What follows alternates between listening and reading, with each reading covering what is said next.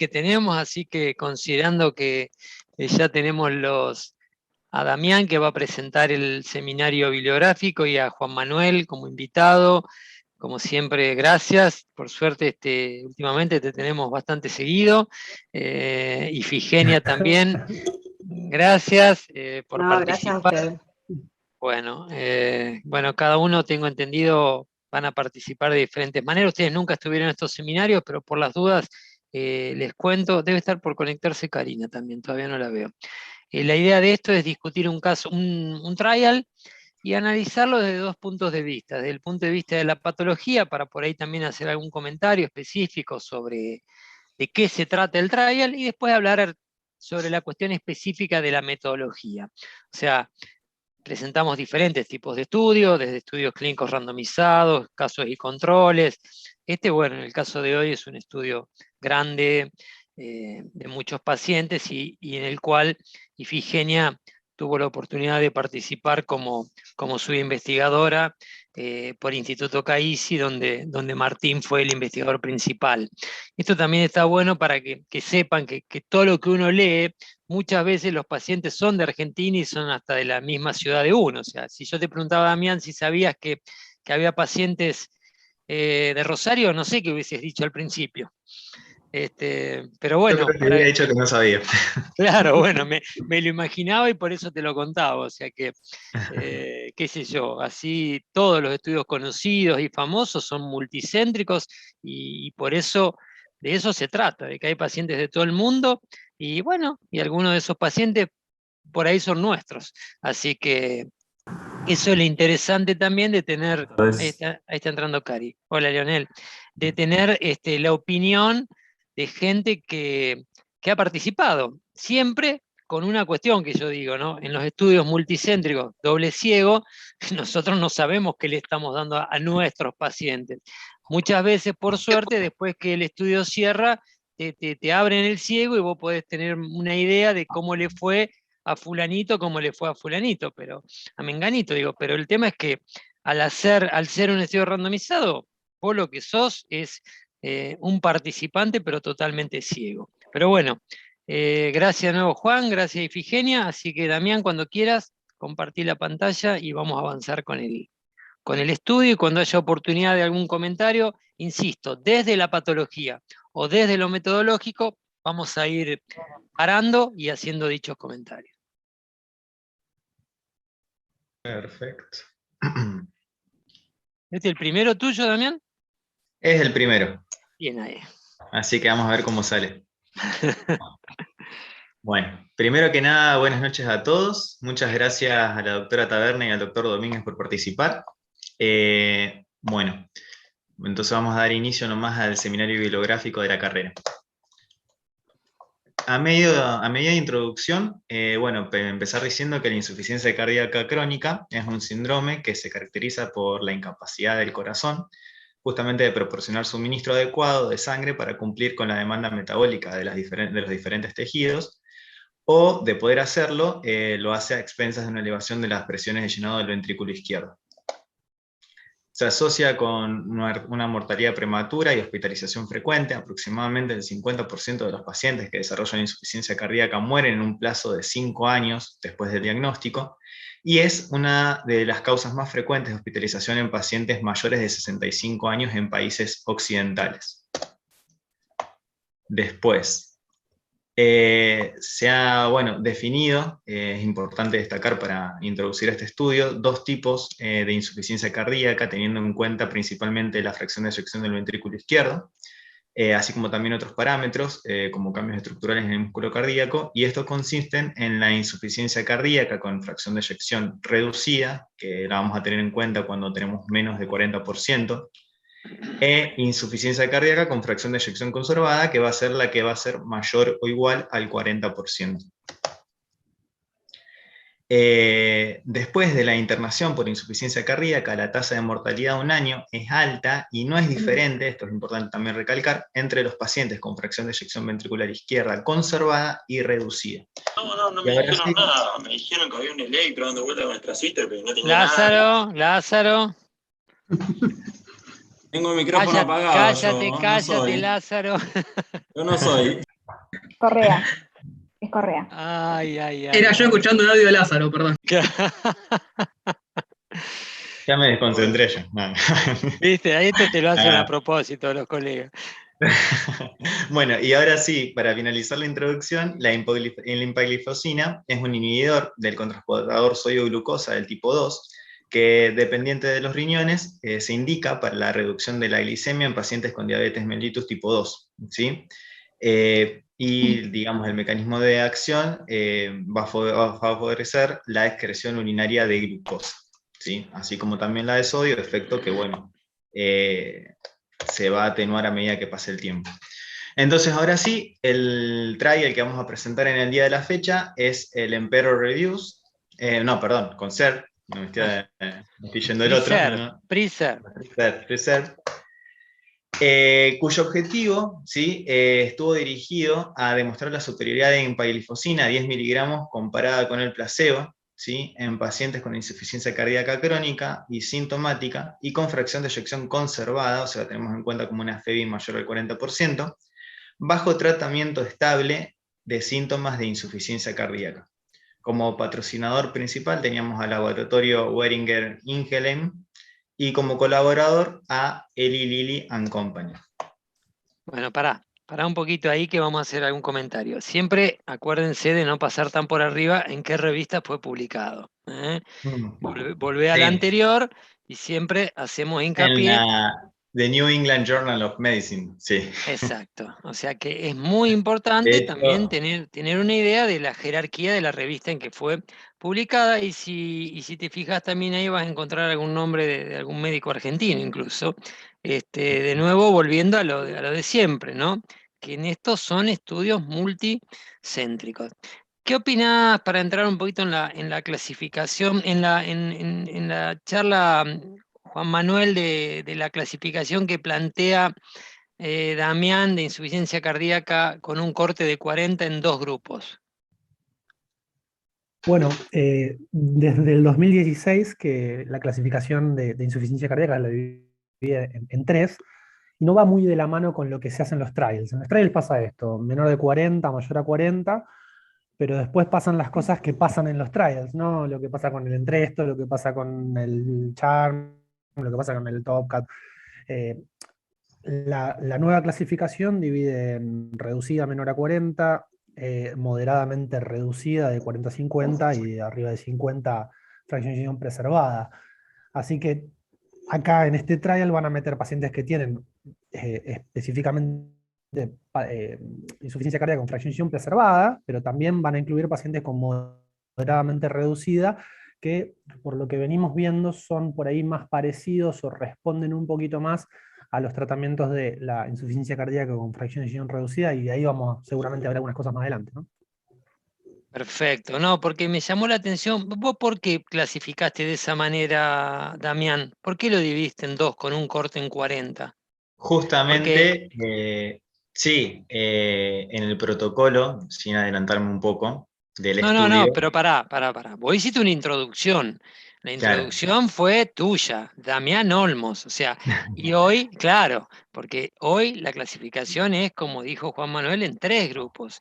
Yo le llamo habitualmente rango medio, es lo mismo, pero un poco la gran discusión es qué son esos pacientes, el hermano del medio, como le llaman a veces, ¿no? ¿Hacia dónde van? ¿Es parte de lo mismo? ¿Es más parecido al de FEI reducida?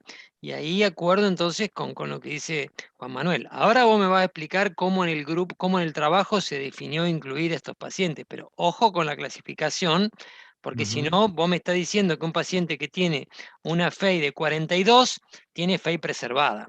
Y bueno, y eso no es así. Hoy esos pacientes lo consideran como rango medio o el nombre que le quieran poner. Hay que ver cuándo se diseñó este estudio, porque esto es una bolsa de gatos hace mucho tiempo, el tema de este grupo de pacientes. Hay que ver cuándo se diseñó este estudio. Quizás se diseñó antes del 2016 y todavía no estaba tan definido esto de considerar este grupo en rango medio entre el 40 y el 50, por eso quizás.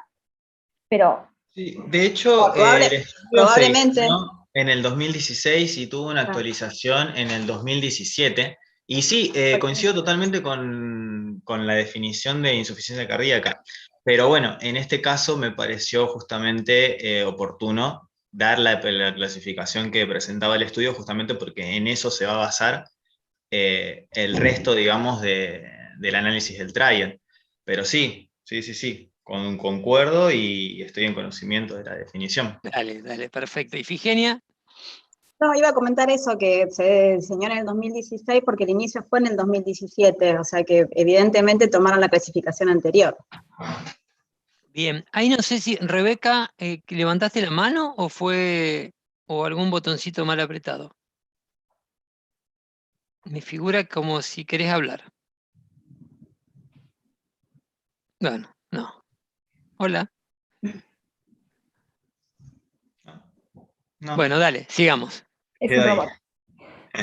Bueno.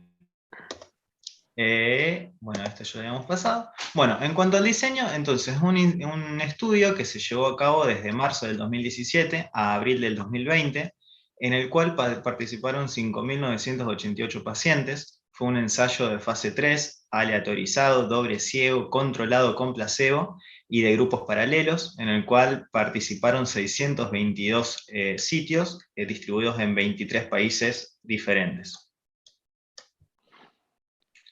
Como criterios de inclusión, ¿sí?, se presentaba la insuficiencia cardíaca crónica, diagnosticada durante al menos 3 meses antes de la primera visita, y que actualmente se encuentre en clase 2 o 4 de insuficiencia cardíaca, según la clasificación de la New York Heart Association.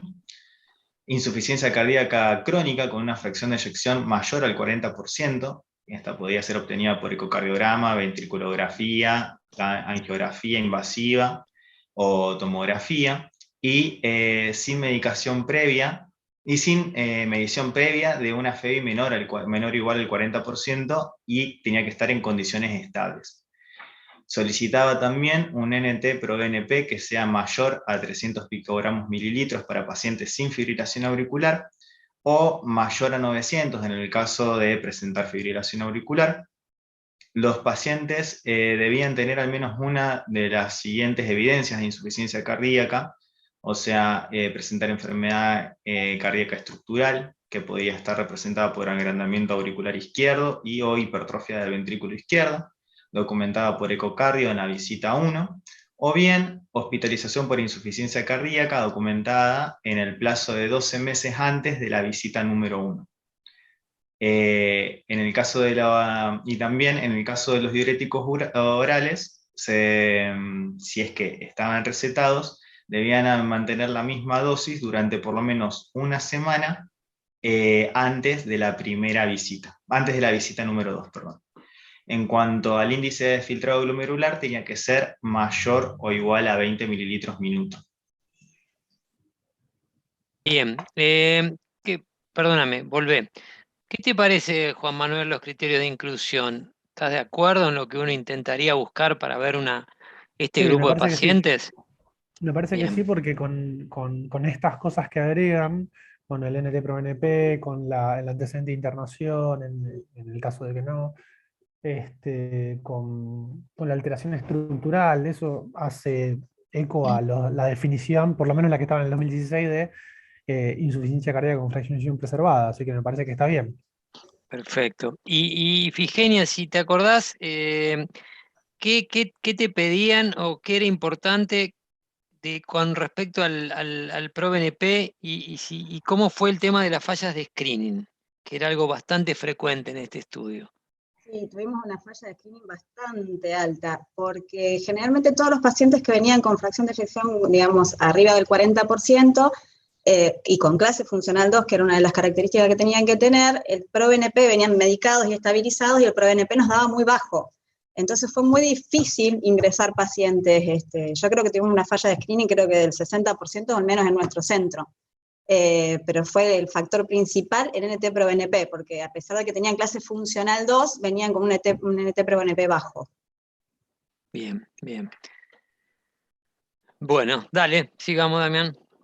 Bien, y en cuanto a los criterios de exclusión, como para presentar los más prevalentes, figuraban la hipotensión sintomática, un índice de filtrado glomerular menor a 20, insuficiencia cardíaca aguda, trasplante cardíaco, historia de cetoacidosis, enfermedad cardiovascular no tratada, tratamientos que pudieran influir en la misma progresión de la insuficiencia cardíaca, y comorbilidades que influyen en el pronóstico independiente de la insuficiencia cardíaca, ¿sí? También infarto agudo de miocardio, cirugías de revascularización, ictus en los 3 meses previos, ¿sí?, al inicio del estudio.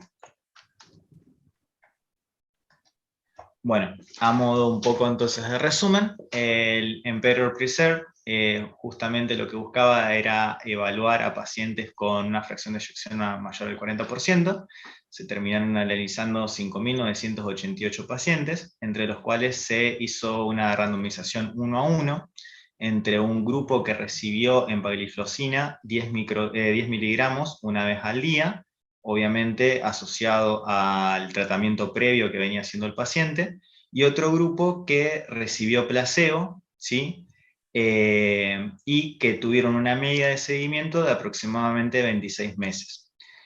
Y ya yéndonos a la parte de los objetivos, el endpoint primario... Te hago una pregunta. ¿Sí? ¿Había algún requisito del cual tendría que ser el tratamiento médico óptimo para esta población de pacientes, que siempre en los pacientes con fracción de eyección preservada es también más controvertido, está más definido en las fracciones de eyección reducida, pero en este grupo es distinta? ¿Había un establecimiento de qué tratamiento debían recibir? Según lo que estuve encontrando, y de hecho en los análisis posteriores que se hicieron, básicamente los tratamientos que venían haciendo los pacientes consistían en inhibidores de la enzima convertidora de angiotensina, podían ser ARNI también, betabloqueantes y diuréticos, pero no hacía una mención especial, digamos. Simplemente digamos, a lo que tenga acceso al paciente, el mejor tratamiento posible. Bien.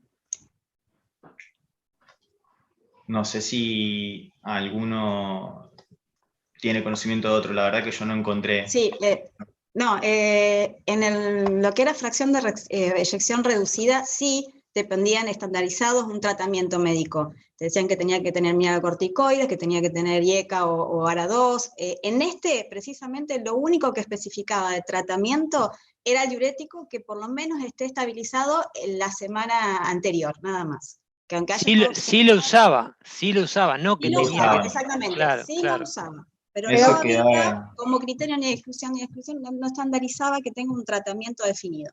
Claro, porque en teoría esta población de pacientes suelen ser más pacientes. Primero, no sé cuál fue después la población, pero suelen ser pacientes más añosos, más hipertensos, con más fibrilación auricular.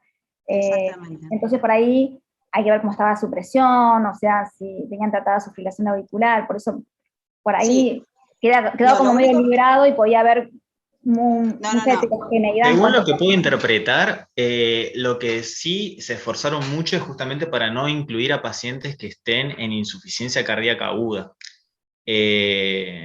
Digamos. Y dos criterios, perdona Damián, sí. Dos criterios que sí te pedían en cuanto cuando tenía fibrilación auricular que esté controlada con una frecuencia menor a 100, sí o sí, ese era criterio de inclusión. Y también la presión arterial tenía que estar controlada, y creo que los valores no tenían que ser mayor a 160-90 en la visita 1. Y sí.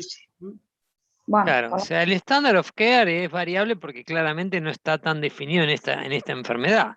Entonces, probablemente fuese según cada paciente. Como dice Cari, una cosa, una mujer de 75 años con fibrilación auricular obesa va a tomar una medicación, y por ahí un hombre de 55 años capaz que esté con otra medicación.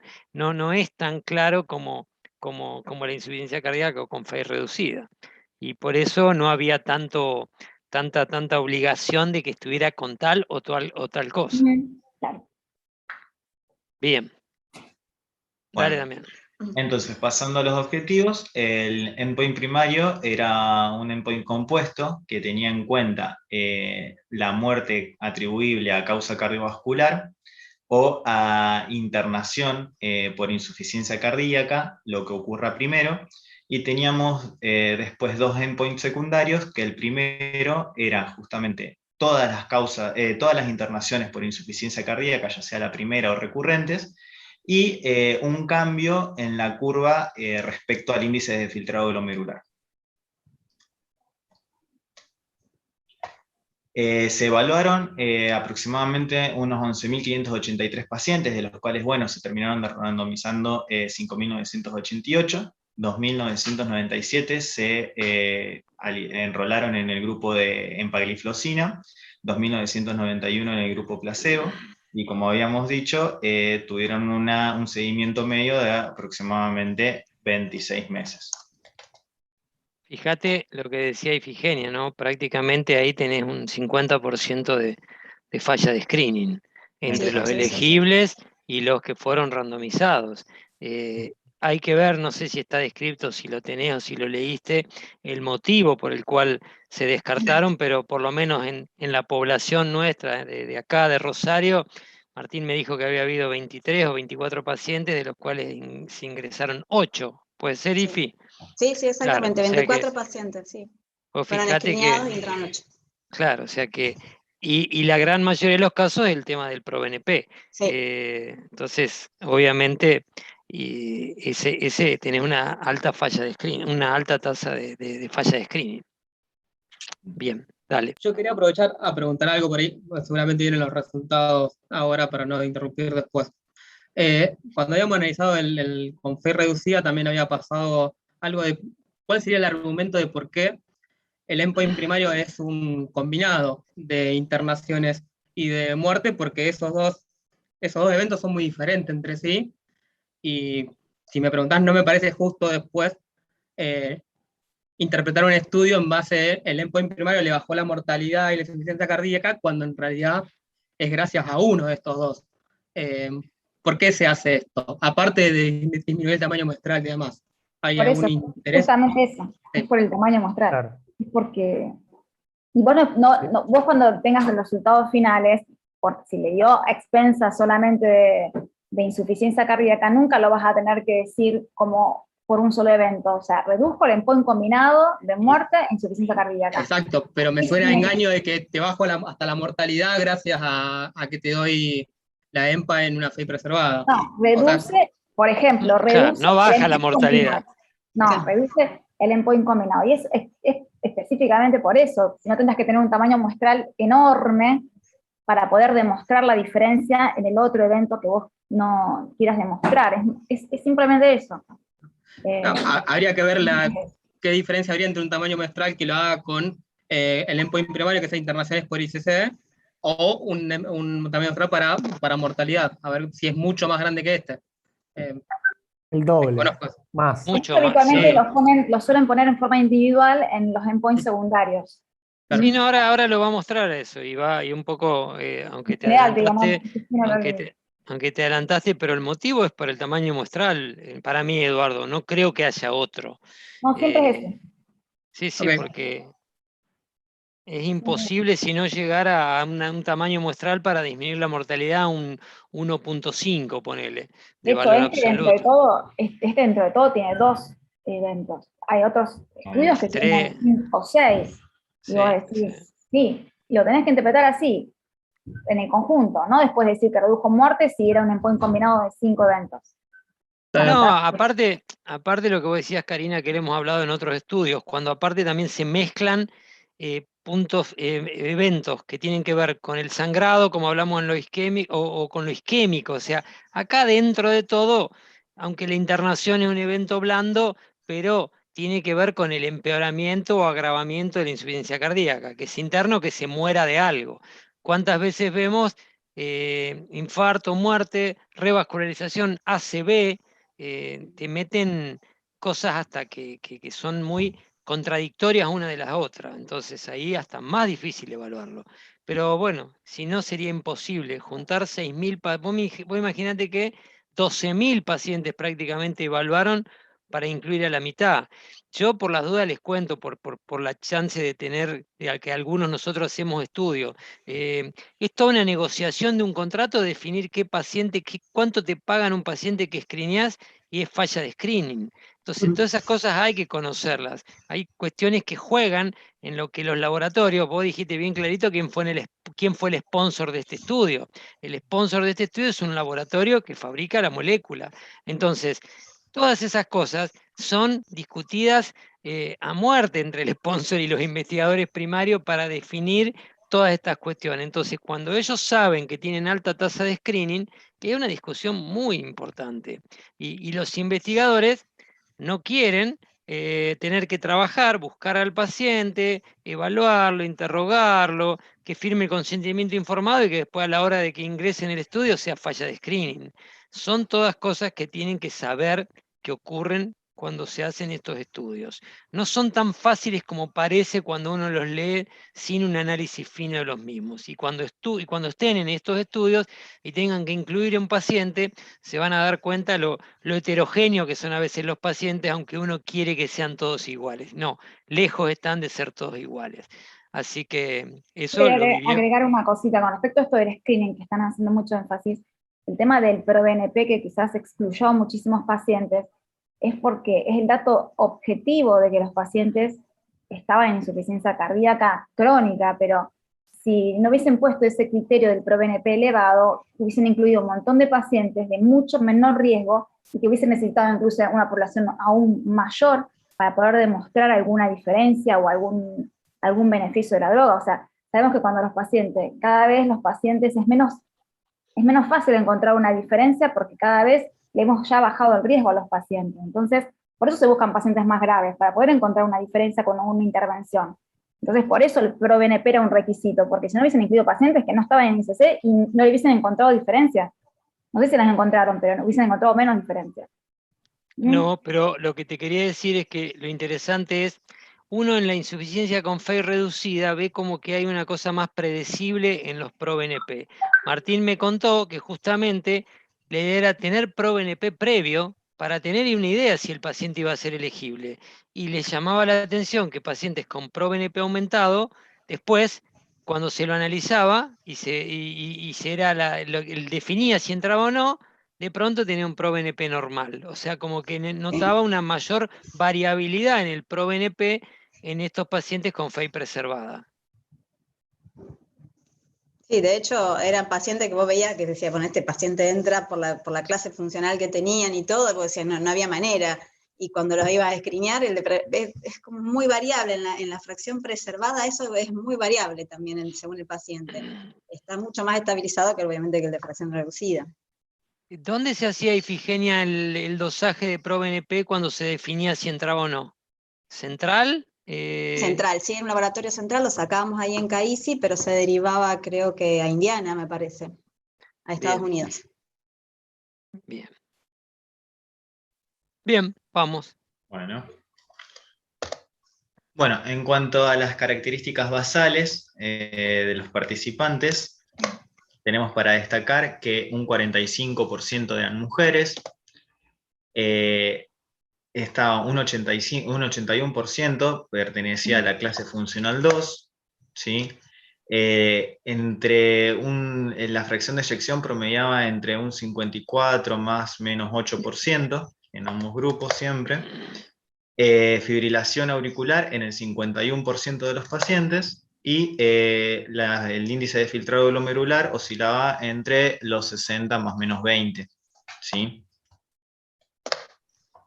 Bueno, no sé si quieren... Pará, sí, porque ahí me marcaste algunos, pero hay algunos, pero sí, hay otros interesantes. Como lo que dijo Cari, o sea, ¿cuál es la edad de los pacientes? Porque ahí te da una idea de la población. Eso es importante remarcar. Porque después, yo quiero siempre darle un concepto que por ahí me van a decir, este siempre dice lo mismo, pero acuérdense que después se extrapola la indicación. Entonces después aparece en las revistas, en los sitios de internet, la empagliflozina es la solución para la insuficiencia cardíaca con FEI preservada. Pero también evalúen la población en la que se usó y cuáles fueron los criterios de inclusión y cuáles fueron los criterios de exclusión. Y después cuando vayan a darle a su paciente, probablemente ustedes le den la droga sin haber siquiera leído el estudio en muchas ocasiones. Y entonces hay que tener cuidado con eso. Y hay que ver que la población, que el paciente que yo le quiero dar la droga, realmente haya estado representado en ese estudio. Porque si no, probablemente no obtenga los resultados que dio ese estudio. Entonces ahí te da una población claramente añosa, o por lo menos más añosa que la de insuficiencia con FEI preservada, una buena cantidad de mujeres, la mayoría en clase funcional 2. Así que esos datos, y Ifigenia, no sé si querías decir algo más. No, sí, fue así. Yo creo que clase funcional 3 debe haber tenido 1 o 2, que después cambiaron, obviamente, y sí, era población añosa, generalmente era población añosa. Se da más la falla, lo que más tenía, obviamente, falla diastólica, y eso lo veía en la gente grande. Bien, y después está también, Damián, lo que preguntaba Cari. Acá tenés para contestarle qué tratamiento estaban haciendo. Por eso te decía que no lo pasaras tan rápido. Fíjate que el 80% tomaba un ARNI o un ARA2. Sí. Claro, tal cual. Tal cual. Y beta bloqueante, fíjate que prácticamente el tratamiento... 87, sí. Casi claro. todos. Uh-huh. Y acá diuréticos, no sé, no sé si está en otra diapo, pero ¿cuánto hacían diuréticos de ASA? No sé. Los diuréticos de ASA no están en la publicación esta, pero sí están en una publicación de la población que salió antes y es cerca del 86%, 87%. Ah, alta, bien alta sí, también. Sí, también. Bien. Dale, Damián. Bueno, y ahora sí, pasamos a los resultados. Bien, justamente la verdad que es bastante clara la separación de ambas curvas en cuanto a placebo y empagliflozina. No está marcado acá, pero bueno, el efecto empezó a verse a los 18 días, ¿sí? Como podemos ver, fue altamente significativo y justamente a favor de empagliflozina, ¿sí? Yo te voy a preguntar, en base a lo que habló Eduardo, ¿a expensas de qué bajó el endpoint? Claro, ahora justamente vamos a analizar... voy a hacer lo que no hay que hacer. Voy a hacer lo que no hay que hacer. Uno. Pero sí, bueno, si no lo digo, pero sí, obviamente el endpoint fue a favor, digamos, de la reducción de las hospitalizaciones. Sí. Pero bueno, ahora vamos a analizar uno por uno. Y justamente acá en esta diapositiva, que es donde podemos ver que el endpoint primario se logró a expensas de justamente de la primera hospitalización, ¿sí? Que tenemos acá un hazard, un cociente de riesgo de 0,71 con un intervalo de confianza que va de 0,60 a 0,83. Y bueno, que justamente en cuanto a muerte cardiovascular podemos ver que es prácticamente, o sea, mucho menos significativo, de hecho sobrepasa el 1. Así que es totalmente diferente uno de otro. Bien, pero a ver, déjame verlo, perdóname un segundo. En porcentaje, muerte 3.4 y 3.8. Primera hospitalización 4.3, 6, y el combinado 6.9, 8.7. Bien. Claro. Eduardo, ¿qué te parece cuando ves esto entonces? Que vos lo querías. Sí, lo había visto, por eso el otro había dado parecido, y la discusión era esta. Y vos tenés que interpretarlo así, reduce el endpoint combinado a expensas de una reducción de las hospitalizaciones por insuficiencia cardíaca. Sí. Bueno, sí, después deberíamos ver qué significa que disminuya la internación por insuficiencia cardíaca. ¿Es bueno que lo disminuya? Supongo que sí. Sí. ¿O cuál es el criterio de internación por insuficiencia cardíaca? El criterio de muerte me queda claro, por ejemplo. Ahí empezamos con los puntos blandos y los puntos duros. Por eso, entonces, como que es muy fuerte el estudio en base a un endpoint combinado, de que por ahí, en base a un endpoint combinado, que lo que le da es gracias a un endpoint blando, a un evento blando. Pero esta droga tiene efecto diurético, ¿no? Sigue siendo así este concepto. Glucosúrico, sí. Es importante eso. Tiene efecto diurético. Tanto en diabetes, bueno, ahora después voy a hablarlo de diabetes. Y si le aumentaba un poquito la furosemida, obteníamos el mismo efecto. Claro. Después cuando termine de analizar, te voy a hacer un comentario, aunque fue, digamos, dentro del estudio, yo como me fui sesgando internamente, no diciéndoselo a los pacientes, pero después te voy a hacer un comentario con respecto a eso. No, porque lo bueno es que ustedes después tuvieron la posibilidad de saber qué paciente había recibido EMPA y qué paciente había Sí, el recibido... lunes nos Claro. mandaron el mail, el lunes. Bueno, justo. Pero a Justo. ver, cualquier investigador cuando trabaja en esto permanentemente va diciendo, este paciente debe estar recibiendo tal, ¿no? Entonces En este, te aseguro que fue muy notorio. En este bueno, yo, eso está bueno y me muy lo contó Martín, pero por Sí. ejemplo, hay efectos indeseables que son muy característicos. Entonces, cuando vos en los estudios de ticagrelor, el paciente tenía la disnea suspirosa esa, decía, este está recibiendo ticagrelor. Ahora, si ese tipo de cosas pueden favorecer que se manipule el punto final blando, yo eso creo que no.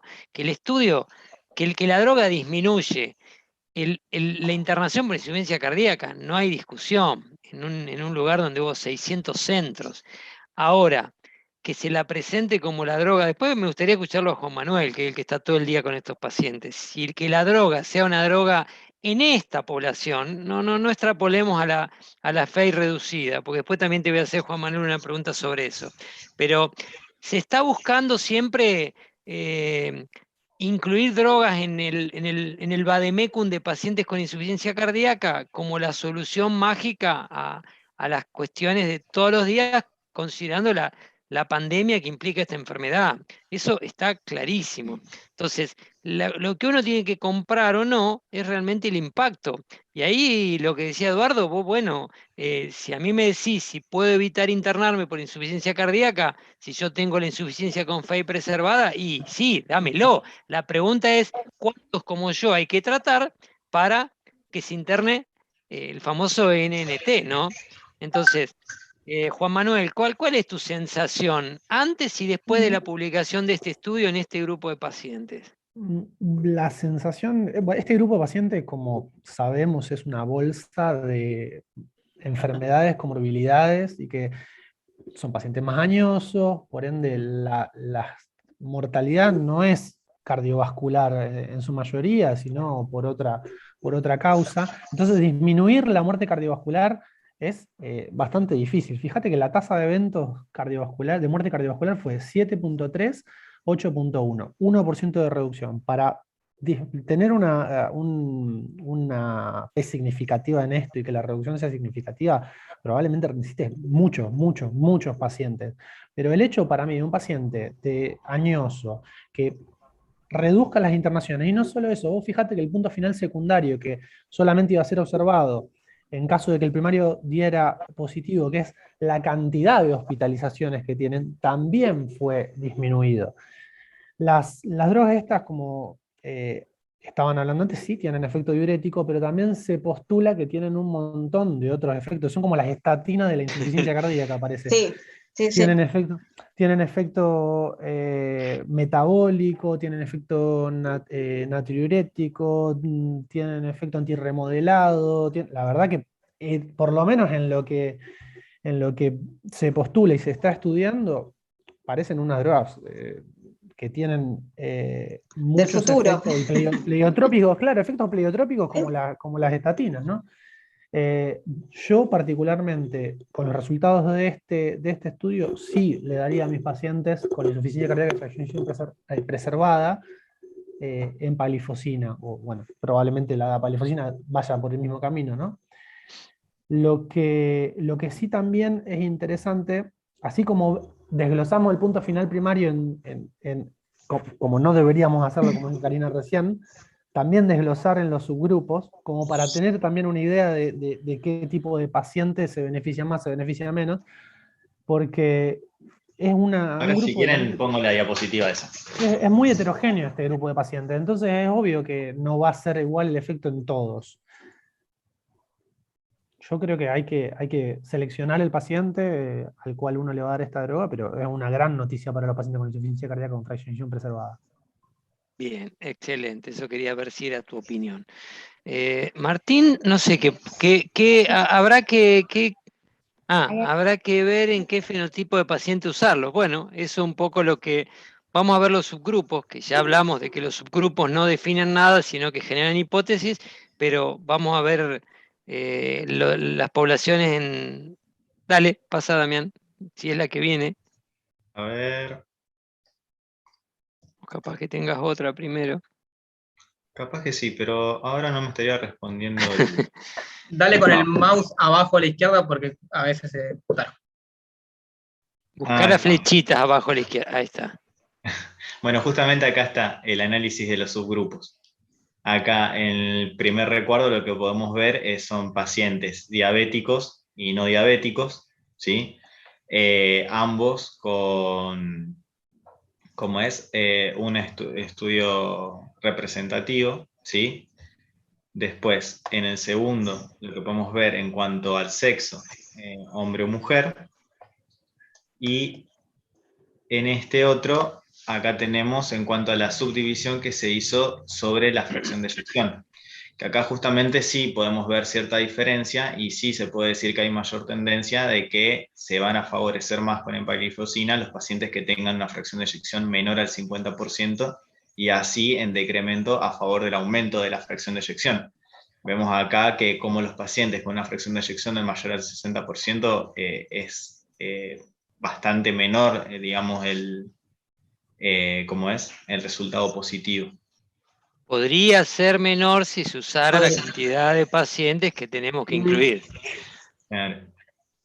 Así Ahí que... pasaste de largo también la edad. En la edad también era muy llamativo que estaba a la izquierda de la línea, acá, a la sí. izquierda del 1, la edad mayor a 70. Mayor a 70. Bien. Bueno. O sea, digo para remarcar los que están realmente a la izquierda a favor de la EMPA. Y no hubo ninguno que estuviera peor con EMPA, lo cual siempre es interesante con la limitación que tiene el análisis de subgrupo.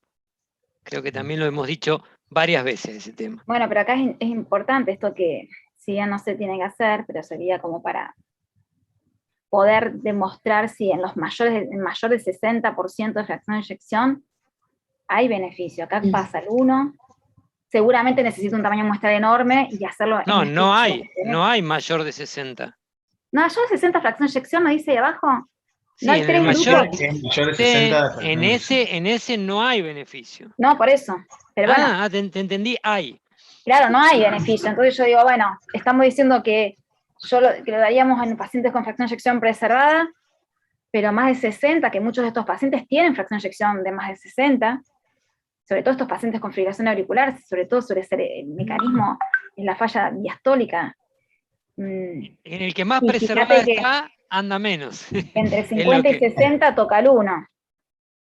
Sí, pero bueno, hay una tendencia que un poco lo que decía Juan Manuel hoy, o sea, los que tienen 50, 48, 45, entonces a eso por tendencia les debería estar dando mejor. Pero que entonces, también lo que dijo Juan al principio, y ya lo sabemos, es que entre el 40 y el 50 es una población que se asemeja más a los menores de 40 que a los mayores de 40, y a mayores de 50. Entonces, sí, por eso en ellos da más significativo. Es una clasificación que se puso como para abrir la investigación y nunca se utilizó para la investigación. Sí. O sea, estos estudios que podrían haber sido diseñados entre 40 y 60, se diseñaron de 40 para arriba, tratando de traer a los que tienen más de 60 a la misma bolsa y tratar de indicarle a más población. Creo que ese es el... Claro. Por ejemplo, ahora estamos participando de uno con finerenona, se llama FineArts, que es una molécula muy parecida a la espironolactona, que en pacientes con fracción de eyección preservada, con algunas otras características, y lo que hicieron fue limitar el cupo de los mayores de 60, o sea, probablemente, acá, como verán, hay 30% de menores de 50, 30% de rango medio y 30% mayores de 60. Yo creo que en el de finerenona va a haber, no sé, un 15% de mayores de 60, los van a traer a la indicación, si da positivo, pero no van a estar realmente bien representados y va a pasar esto. Mayores de 60 seguramente no va a dar para ningún lado. Lo mismo que pasa con el Paragon. En el subanálisis del Paragon, menores de 60 les da. Para mí le erran por ahí en ese querer meter a los mayores de 60 que evidentemente no tienen los mismos mecanismos. Bien, bien, claro. Bueno, ¿qué más, Damián? Bueno, ahora seguimos con el análisis del primer endpoint secundario. Justamente acá también podemos ver una diferencia abismal entre las curvas de placebo y empaglifosina a favor de la empaglifosina y analizando justamente el total de internaciones atribuibles a insuficiencia cardíaca. ¿Sí? Un comentario en cuanto a las curvas, tanto esta como la anterior del combinado, que se separan tempranamente. Claro. La otra de los 18 días y esta prácticamente al mismo tiempo. O sea que eso es bastante interesante también. Tiraste una disminución abismal, sí, como yo fue, me estás vendiendo la droga. ¿eh? Abismal fue mucho, fue mucho. No, es que lo adjetivó demasiado. Si vos lees el estudio a los 18 días ya te están marcando una tendencia de separación de curva, que es importante. No, sí, pero Damián dijo abismal. Sí. Es que a mí me dieron ganas de tomar empaglifosina después de leer el estudio. No, bueno. Sí. Estoy pensando. Espero que tengas una buena nuevo, la semana que viene ya saben por qué es. Bueno, y segundo endpoint secundario que tenía en cuenta la progresión, o la disminución en el filtrado glomerular, es mucho más, digamos, atenuado, pero sí se vio una tendencia a que el índice de filtrado glomerular se mantiene estable en el tiempo en el grupo con empaglifosina. Bueno, y ahora sí, resumiendo, justamente el endpoint primario redujo un 21%, digamos, la muerte por causa cardiovascular o internación por insuficiencia cardíaca. En el primer endpoint secundario se disminuyó un 27%, y en el segundo endpoint secundario, bueno, si bien tenía digamos, representación estadística, o sea, tenía buen poder estadístico, realmente fue bastante menor o más solapado, como es la disminución, o más bien la mantención del índice de filtrado glomerular a favor de la empaglifosina. Bueno, esta diapositiva justamente, porque una de las cuestiones de lo que se tomó para valorar justamente la progresión, o más bien, digamos, sintomáticamente al paciente, fue un cuestionario que se llama Kansas, que tenía aproximadamente 21 preguntas, bueno, y lo que hace es representar justamente cómo evolucionaba el paciente en cuanto a la sintomatología, que justamente podemos ver que a través de la empaglifosina, cada vez a medida que avanzaba en el tiempo con una P más significativa, el paciente mejoraba sintomáticamente. Y con respecto a la mortalidad por cualquier causa, bueno, prácticamente fue la misma en ambos grupos, en tanto en empaglifosina como en el placebo. Con respecto a la seguridad, podemos ver que en cuanto a los efectos adversos, se dieron prácticamente la misma cantidad, tanto en el grupo de empaglifosina como en el placebo. Y sí, para destacar que hubo mayor tendencia, aunque si bien era poco frecuente, en el caso de infecciones del tracto urinario en aquellos pacientes tratados con empaglifosina.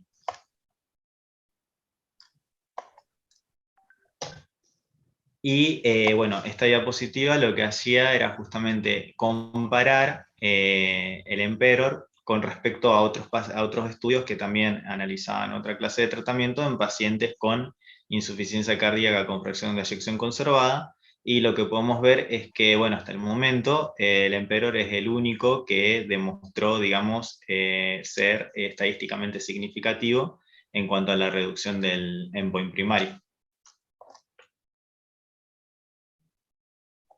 Y bueno, yendo a las conclusiones ya, podemos decir entonces que en pacientes con insuficiencia cardíaca y fracción de eyección mayor al 40%, la empaglifosina redujo el endpoint primario combinado de muerte cardiovascular y hospitalización por insuficiencia cardíaca en un 21%, con un efecto clínicamente significativo, que el beneficio de la empaglifosina en el criterio de valoración principal fue consistente en todos los subgrupos, incluida la fracción de eyección, eso es un poco dudoso, el sexo y la diabetes, que se produce atenuación de este efecto a partir de la fracción de eyección mayor al 60%, y que la empaglifosina redujo las hospitalizaciones totales, primarias y recurrentes por insuficiencia cardíaca en un 27%.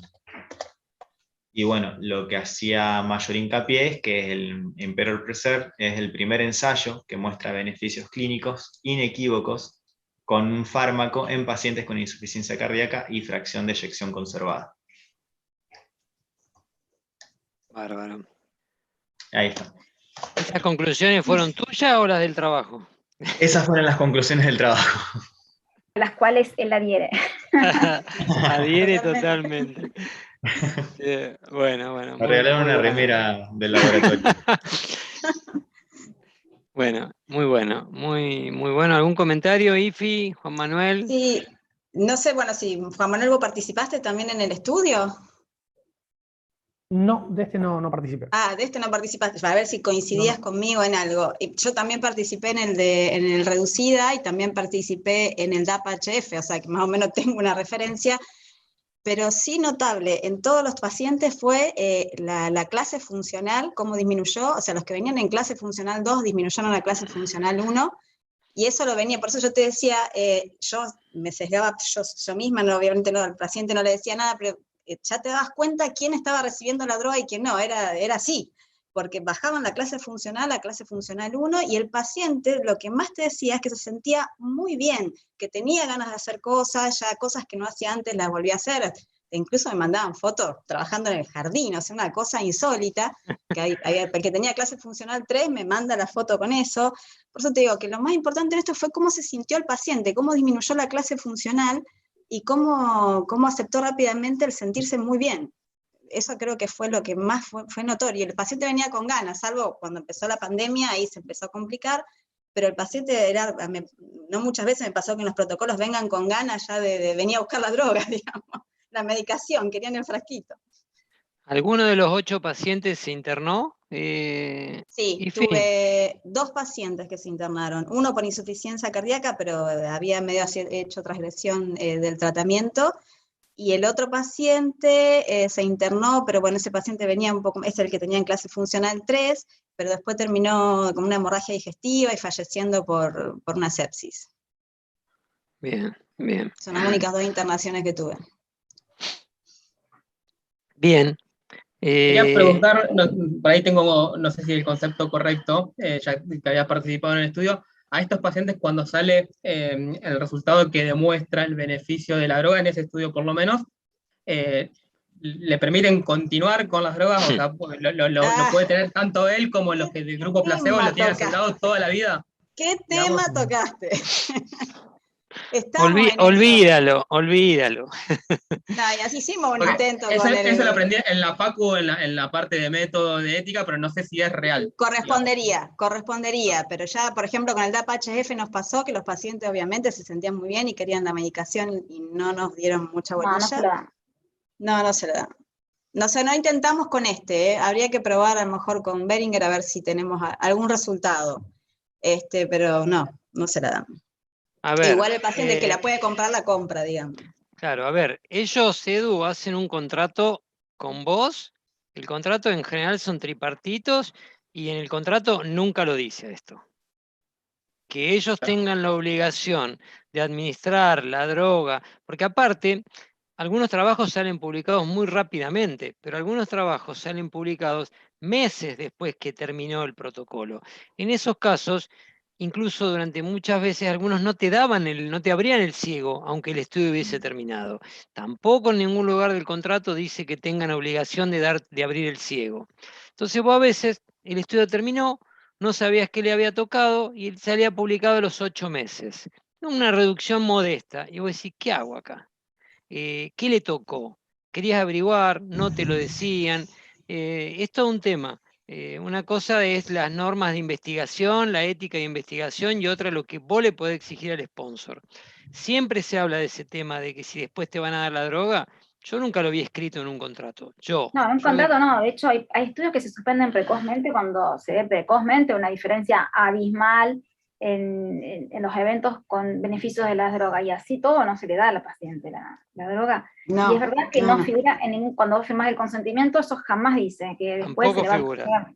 No dice, así que las empresas están totalmente cubiertas en cuanto a eso. Si desde el punto de vista ético correspondería... pero Cari, debe haber legislación de cada país también con respecto a eso. Acá no creo que esté, porque si no debería estar en el consentimiento, que le debe decir al paciente, que si se llegaran a encontrar diferencias, se le va a suministrar, y eso nunca está. Exacto. Como acá no debe haber una legislación que obligue al laboratorio a dársela, entonces no te lo ponen en el consentimiento informado, porque obviamente se ahorran un paquete de plata, porque por más que a ellos les cueste poco la droga, después darle a todos esos pacientes durante andás a saber qué tiempo, es un problema, es una complicación importante. ¿Algún otro comentario? Perdón, un segundito, no, desde lo metodológico me parece que es un estudio que está metodológicamente bien diseñado, que tiene una validez interna muy buena y una validez externa también muy buena, porque esto es un paciente que vemos todos los días, o sea, es un paciente con fracción preservada, rango medio y preservada, que tenemos habitualmente en consultorio, que no teníamos ninguna medicación para darles, y todo lo que hacíamos era el tratamiento de las comorbilidades de base, que lo seguimos haciendo, y ahora que por lo menos una droga disminuya las internaciones, me parece que es algo que viene a cambiar un poco la práctica clínica. Por un lado eso, y por otro lado hubo más de casi 25% de pacientes que abandonaron la medicación, tanto en el placebo como en la droga activa, y eso siempre es bastante alto, la tasa de abandono de medicación, y eso siempre beneficia al placebo, si uno piensa que la droga activa es efectiva. Así que también eso con respecto a lo metodológico. Bárbaro. Yo te hago una última pregunta, y esto me corro del trabajo. La pregunta va dirigida a insuficiencia cardíaca con FEI reducida. Y si yo digo, hoy tengo 4 drogas que está planteada en la última guía, y si entre esas 4 están el beta bloqueante y la espironolactona o la eplerenona, que son dentro de todo accesibles, y tenés las otras 2. Si yo tengo una ficha para jugar, y es ARNI o gliflozina, hoy, ¿cuál es tu idea? Yo creo que ARNI por dos cosas. La glifosina están hechas on top, en teoría, uno lo agrega por sobre ARNI. Si bien, obviamente, como los estudios empezaron antes de que el uso de ARNI esté difundido, los ARNI reducen mortalidad por todas las causas, reducen muerte cardiovascular y por insuficiencia cardíaca, reducen muerte arrítmica. Yo creo que hoy, y hay además evidencia para darlo en internación. Tenemos Transition, por ejemplo, que lo dan en internación. Entonces yo empezaría por ahí por ARNI. Si valieran lo mismo, creo que los ARNI siguen saliendo un poco más caros todavía. Y después, obviamente, uno piensa también en la presión arterial, si lo va a tolerar, si no lo va a tolerar. Si el paciente ideal, yo empiezo por ARNI. ARNI, beta bloqueante y... No hay que olvidarse que el ARNI incluye el valsartán, que es uno de los primeros medicamentos que demostró una importante reducción de la mortalidad. Entonces, no hubo un estudio cabeza a cabeza que comparara no darle el IECA o el sartán versus la empagliflozina. Entonces, claro, tal cual. Ese punto me parece una interesante. medicación que ya probó beneficio de la mortalidad, entonces yo jamás dejaría a menos que me digas, le doy el IECA y le doy la glifosina. Claro. No, pero que esa fue la pregunta, porque el otro día en un webinar de los tantos que tenemos hoy en día, hubo una discusión de este tipo. O sea, yo en lugar del ARNI le doy valsartán a un paciente. En lugar de la gliflozina, sí, esa era la pregunta. No, si pensamos, no, porque dijiste, bueno, claro. Capaz que le hice mal. No, entonces la idea es, yo tengo 10.000 pesos para gastar, claro, y tengo... En lugar del ARNI puedo usar un IECA o un ARA2. En lugar de la glifosina no tengo nada hoy para usar. En ese caso te hacía la pregunta. Como dijo Juan Manuel, el entresto fue mucho más contundente y redujo hasta muerte súbita. Entonces, no hay con qué darle. Está bien. Bueno, un especialista, te cuento la película como terminó. Es opinable todo esto, obviamente, pero un especialista en insuficiencia cardíaca de nuestro país opinó a favor de la glifosina. Entonces, y bueno, pero yo te puedo decir quién está, lo está sponsoreando. Bueno, claro, si Damián, ¿vos tal cual. decís que es Damián el que lo dijo? Sí. A ver, No, de todos modos, era no hay evidencia, ¿no? No hay evidencia para decir. opinión, Es nada más. opinión. Sí, sí. Un juego. O interés, como también dijo Karina. Claro. Puede ser cualquiera de las dos y no me queda ninguna duda. Pero bueno. Sí, hay que seguir viendo también los efectos, como dijo Juan Manuel, pleotrópicos que tiene esta droga, porque evidentemente tiene efectos beneficiosos a nivel fibrosis miocárdica, muchas cosas, hay que seguir viendo eso todavía. Falta, me parece, un poco de estudio en cuanto a eso. Sí, yo me quedé pensando, el paciente tuyo que se murió de la sepsis, que no haya sido una sepsis a punto de partida de una infección urinaria, ¿no? No. Fue una sepsis intrahospitalaria. Estaba en un sanatorio. Por el tema de que generan más infecciones genitales. No, fue intrahospitalaria, no fue una infección urinaria, más tuvo pan cultivado y todo, así que sí. Hubo una droga que ustedes capaz que ya ni se la acuerdan, ahora que cuando salió también se le empezó a probar porque se pensaba que se iba a usar para todo, que fue la Lisquirén. Y después, rápidamente, quedó como un antihipertensivo y nada más, y hoy prácticamente no sé si está discontinuado o no, pero hay que esperarle a las drogas, ¿no? Es interesante, los resultados son buenos, pero hay que dejar que pasen un par de años, 3 años y ver qué lugar va ocupando. Pero que es una droga prometedora, yo estoy convencido de eso. Que sea un poquito más de diurético, no sé, pero vamos a tenerlo en cuenta y ver qué pasa. El tiempo lo confirmará o la desechará, pero me parece que es interesante. Hay mucha inversión en esto y cuando hay mucha inversión de parte de los laboratorios, claramente olfatean que la droga anda bien y que el camino es ese. Así que esperemos. Bueno, ¿algún otro comentario? Estamos 8:34, así que de nuevo, gracias Juan, gracias Ifigenia, gracias a todos por participar. Gracias a ustedes la invitación. Así que los volveremos a invitar cuando lo amerite. Así que bueno, chicos, Cari, buenas noches. Nos vemos. Buenas noches. Buenas noches. Buenas noches a todos.